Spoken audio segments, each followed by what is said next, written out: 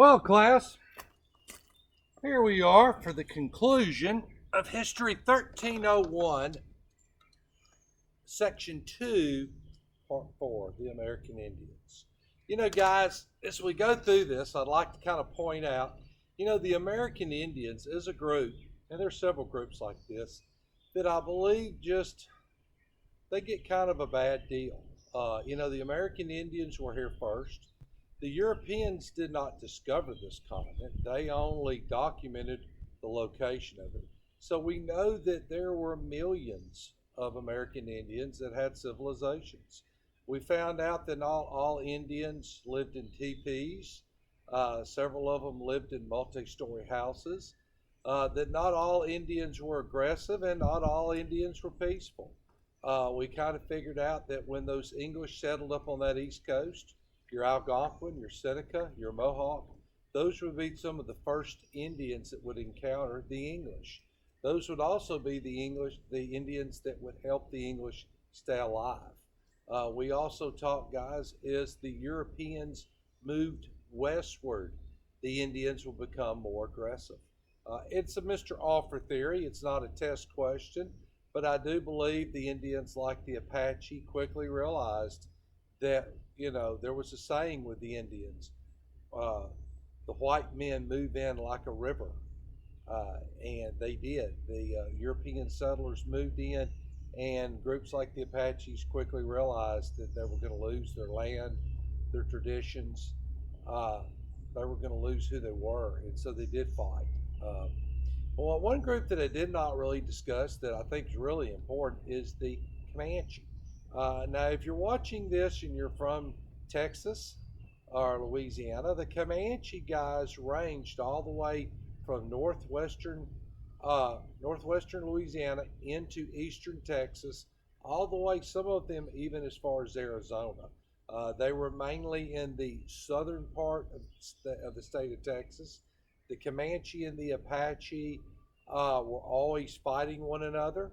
And these were aggressive Indians. So we want to mention the Comanche. There's a lot of people that live in this area, and if they have American Indian in them, they have Comanche in them.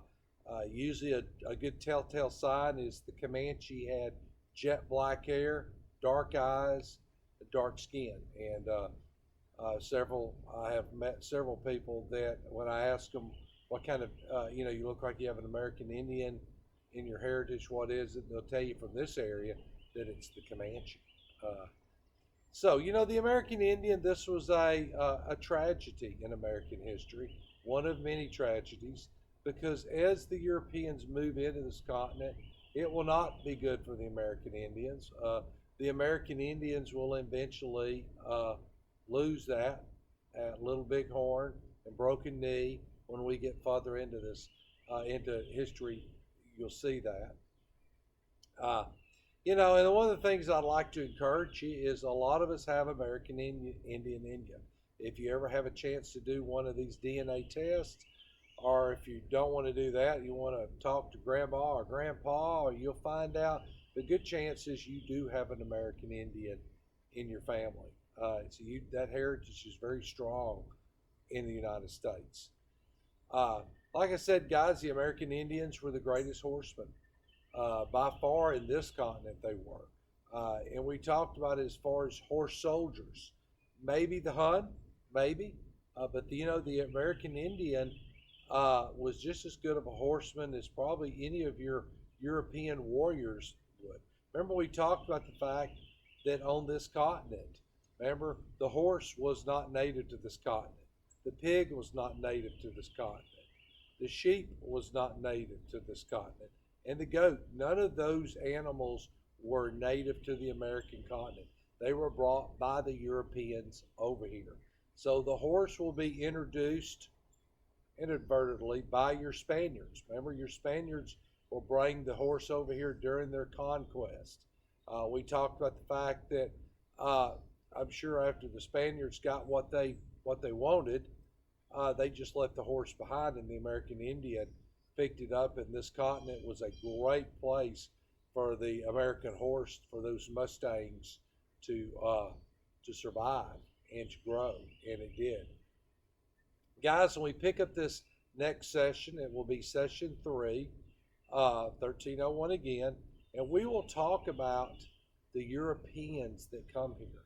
You know, in American history, guys, the big misconception when I teach this class face-to-face, I always refer to Mrs. Jones's 4th grade class. Now, Miss Jones is our fictitious, our make-believe teacher. She's really, I'm sure there's a Miss Jones teaching 4th grade somewhere, but in my class, Miss Jones is the make-believe 4th grade teacher that teaches somewhere, and you'll also always hear me refer to Mrs. Jones in her 4th grade class. Well, if we were to interview Mrs. Jones' students, a little 4th grader, and we were to ask them about the first Europeans that came here, they would probably tell you the Pilgrims. And what we're going to point out on the next session we're going to come over, guys, it's very important. There was another group. There was another group of Europeans that came here. They're going to come here before the Pilgrims, before Jamestown. This group of men, and they were mainly men, they're going to come to this continent not looking for religious freedom, but they're looking for something else.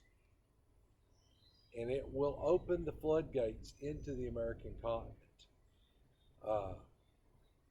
And they will not be the kind and gentle sort coming over here. They're going to bring the horse. They're going to bring spears, guns, weaponry. Most of them will be soldiers. And that's the group that we'll talk about next when we come back. You know, American history, guys, a lot of times when we refer back to Miss Jones in her class, we don't really tell the whole story. We don't tell the story because maybe it's not as kind and as gentle as Miss Jones's 4th graders will believe. Yes, the Pilgrims will be here, and we're going to talk quite a bit about the Pilgrims because I'm going to tell you some facts about those guys that you may not know. So we're going to conclude this session. We've been outside. It's been a very pretty day. And some of these classes will be held outside. Some of them will be inside. I like to move to different locations, guys. Like I said, I think I have a pretty cool office, but I do believe that y'all may get bored with it after the whole semester. So this will conclude this. When we come back, we're going to talk about a group of guys. They're going to come here, and we're going to talk about what they're looking for. And they do find it.